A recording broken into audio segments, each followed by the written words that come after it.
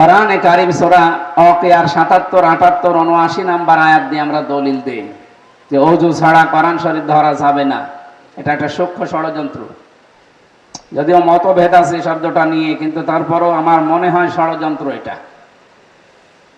আল্লাহ পাক বলেন, ইন্নাহু লাকুরআনুন কারীম ফি কিতাবিন মাকনুন লা ইয়ামাসসুহু ইল্লাল মুতাহহারুন তানজিলুম মির রাব্বিল আলামিন। এটা একটা সম্মানিত কোরআন। পবিত্র ফেরেশতারা ছাড়া কেউ এটা স্পর্শ করে না।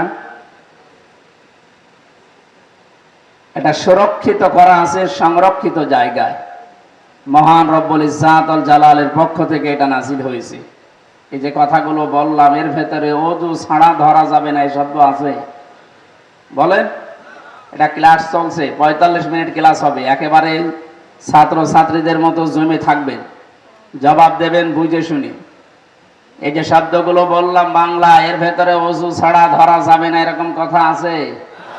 কে এই ফতোয়া বের করেছে আমরা জানি না।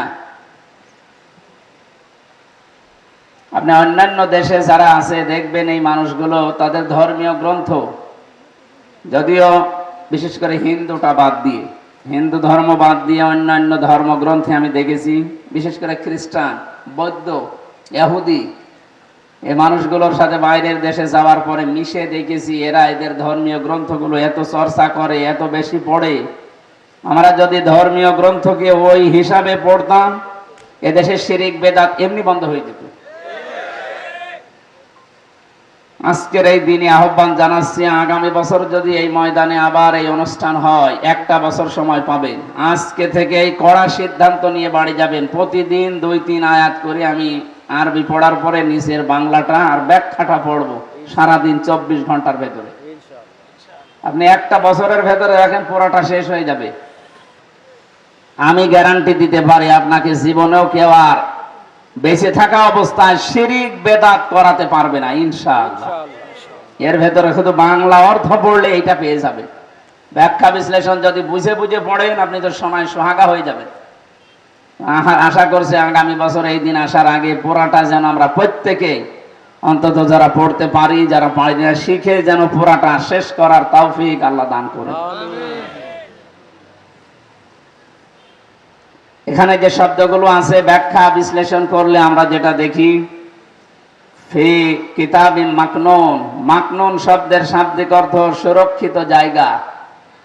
মুতাহহারুন শব্দের শাব্দিক অর্থ দুইটা, একদিকে পবিত্র আর একদিকে নিষ্পাপ। এখানে যে কথাগুলো আল্লাহ জানিয়েছেন সেটা হচ্ছে যে হু লা ইয়ামাসসুহু, এই হু দিয়ে আল্লাহ আরশ মহল্লা যেখানে কোরআনে কারীম লেখা আছে লাউহে মাহফুজ, এইটার দিকে ইঙ্গিত দিয়েছেন যে এখানে যে কোরআনে কারীম আছে, এই ফলক, এইটা সম্মানিত এবং নিষ্পাপ ফেরেশতারা ছাড়া কেউ স্পর্শ করে না। এটা দুনিয়ার জন্য না।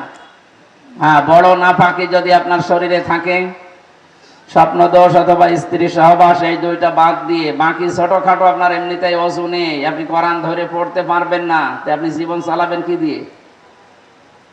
কথা বুঝে আসেনি মনে হয়। আমি আবার বলছি, হ্যাঁ, আরবি কোরআন যেটা শুধু আরবি টু আরবি লেখা, ওইটা বাদ দিন। আপনি যেটা ব্যাখ্যা লেখা আছে, বিশ্লেষণ করা আছে, তাফসীর করা আছে, সে যে ভাষায় হোক, আপনি ওযু না করে ধরতে পারবেন না, পড়তে পারবেন না, তো আপনি জীবনটা চালাবেন কি দিয়ে?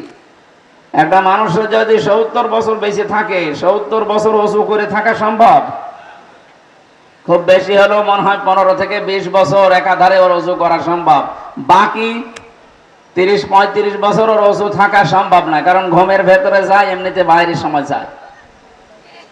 ধরা একটা সূক্ষ্ম ষড়যন্ত্র লাগিয়ে কোরআনে কারীম থেকে জাতিকে দূরে রাখার একটা পায় তারা। এটা আমি কথা বোঝাতে পেরেছি আশা করছি। বড় নাপাকি বাদ দিয়ে বাকি ছোটখাটো বিষয় আসলে এমনিতে ওযু নেই, কোনো সমস্যা নেই। কোরআনে কারীম ছাড়া অন্য কারো কাছে যাওয়া যাবে না। কোন বাবা কোন জীবনী দিয়েছে এটা পড়ো, কিসের জীবনী?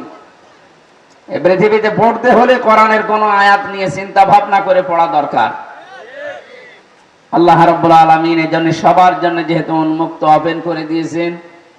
লরেন বুথ, একটা খ্রিস্টান, মাস্টার্স করা, ডক্টরেট করা একটা মেয়ে, এসে বলছে আপনাকে এই যে কোরআন শরীফ তুলে দিলাম আর এই যে সিয়াসিত্তা হাদিসের ব্যাখ্যা, ও বলছে আমি 3টা বছর একাধারে পড়লাম, আনাকম জানাকম পড়ি নাই, বোঝার পরে চিন্তা ভাবনা করে পড়িছি।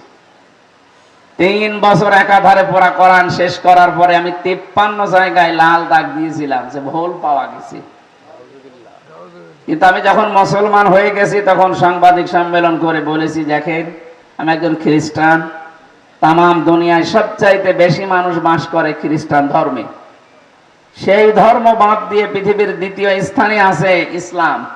ইসলাম ধর্ম আমি গ্রহণ করছি, এই কারণে এদের এই ধর্মীয় গ্রন্থ কোরআনে কারিমে আমি 3টা বছর ব্যাখ্যা সহ খুব ভালোভাবে বুঝে বুঝে পড়েছিলাম। 53 জায়গায় আমি লাল দাগও দিয়েছিলাম যে ভুল পাওয়া গেছে। আশ্চর্য, যেখানে ভুল ধরি দেখি তার আগের আয়াতে পরের আয়াতে এই ব্যাখ্যা, এই ভুলের সমাধান আল্লাহ 1500 বছর আগেই দিয়ে দিয়েছে। সুবহানাল্লাহ। আমার জীবনের ভুল ধরা পড়ে গেছে।